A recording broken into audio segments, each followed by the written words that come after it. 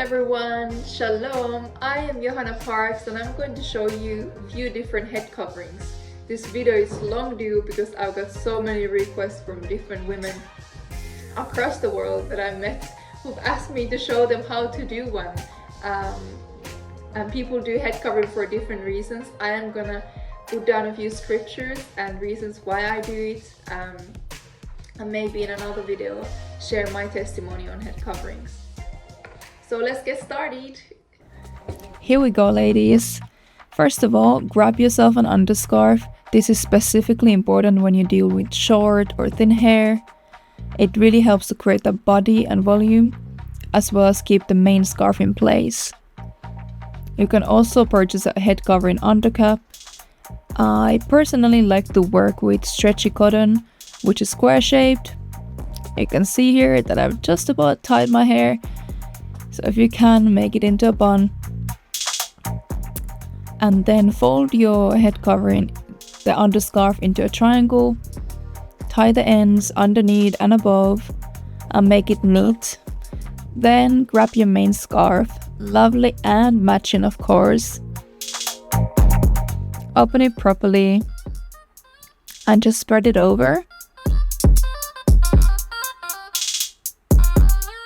And you want to bring the ends together and tie it firmly in the back. Just doing this, you're gonna get a very simple, stylish, lovely version of this style. You can play with the ends, you can twist them, bring them to one side, pull them over, and then you need to tuck the ends when you want to bring it. When you want to make it one-sided, just tuck the other end in.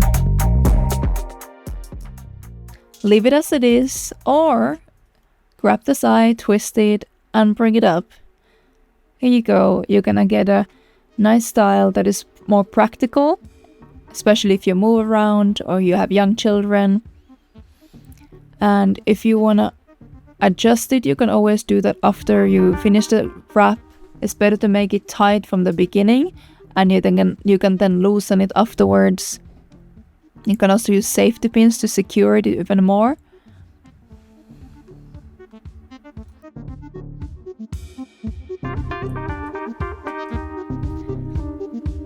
For this simple but very elegant style, choose a scarf that is holding together easily, not very slippery like silk for example, or you might have to juggle with some safety pins.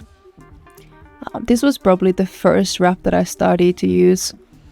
One of those styles that you want to use in your prayer time. So original. And here you're gonna get a little Eastern twist. Twist it up, bring it above, start it from the behind. And then after you done the twist, obviously bring it back. And you have to tuck in the ends. Play with it. You can leave the other end or you can tuck in both. In this one, just do another kind of twist. And this will give you more ethnic, feminine in my opinion, and even a little festive vibe. And take yourself back to like the countries where these styles would originate from. Think about Africa, all the different continents. Think about South America, and feel free to put on some music as well as you're playing around with the style. The Hebrew culture is so rich. For this style, you're not gonna need the scarf under, but you will need to bring your hair up. So adjust your ponytail or your bun if you can.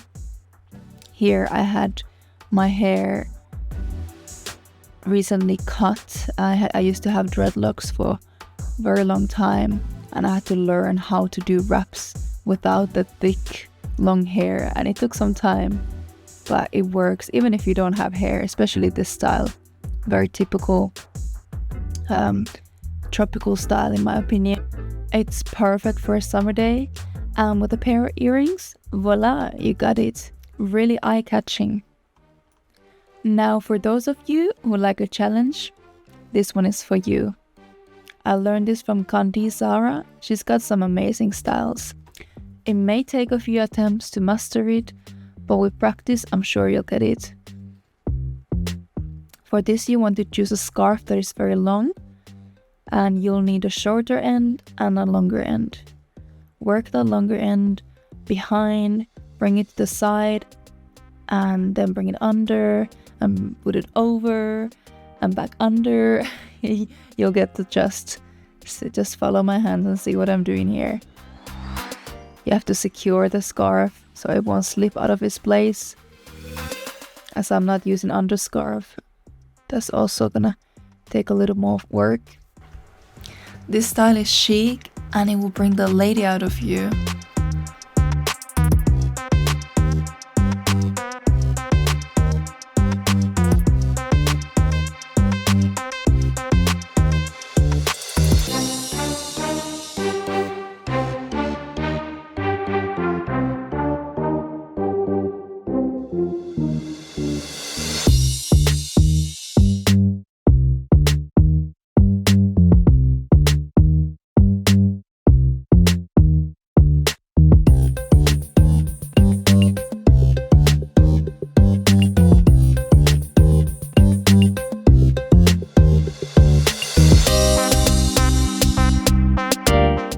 First Corinthians chapter 11 verses 2 to 3. Now I praise you because you have remembered everything I told you and observed the traditions just the way I passed them on to you.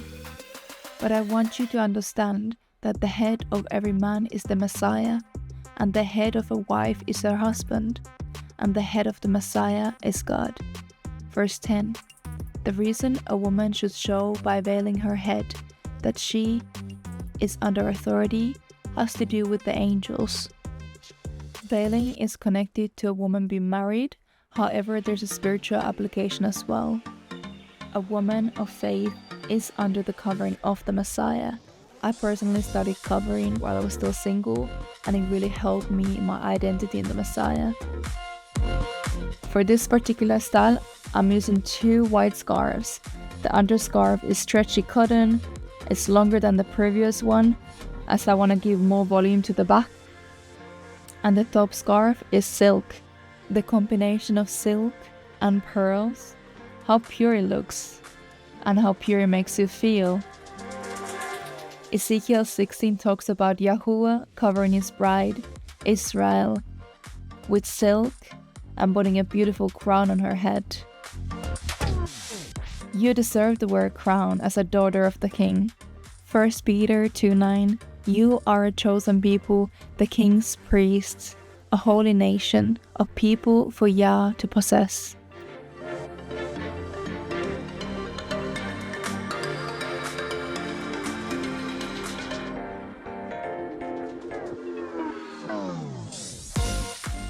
After you finish tying the ends, we are gonna add another silk scarf.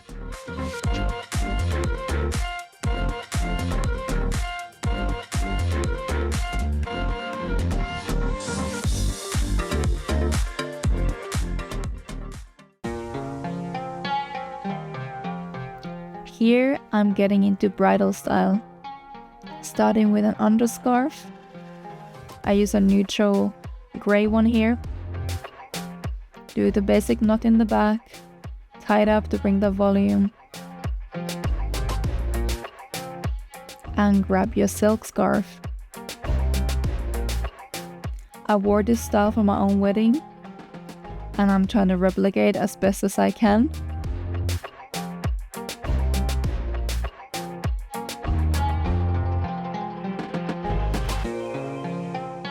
Make a tight knot in the back.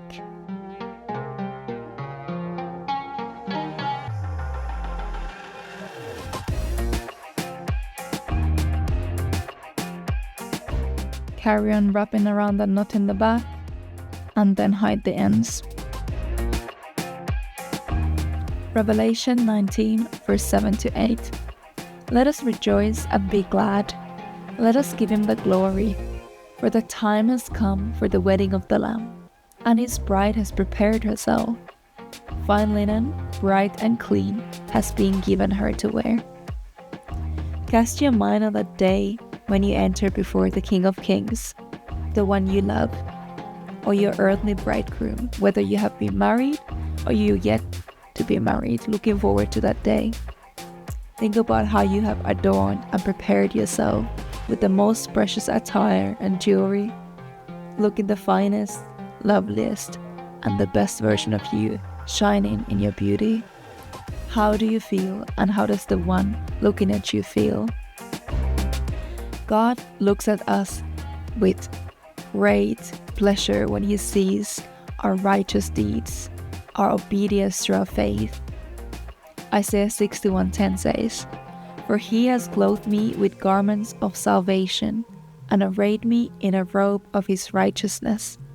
Us putting on the Messiah, us living a righteous lifestyle, is what makes us pure and holy before His sight.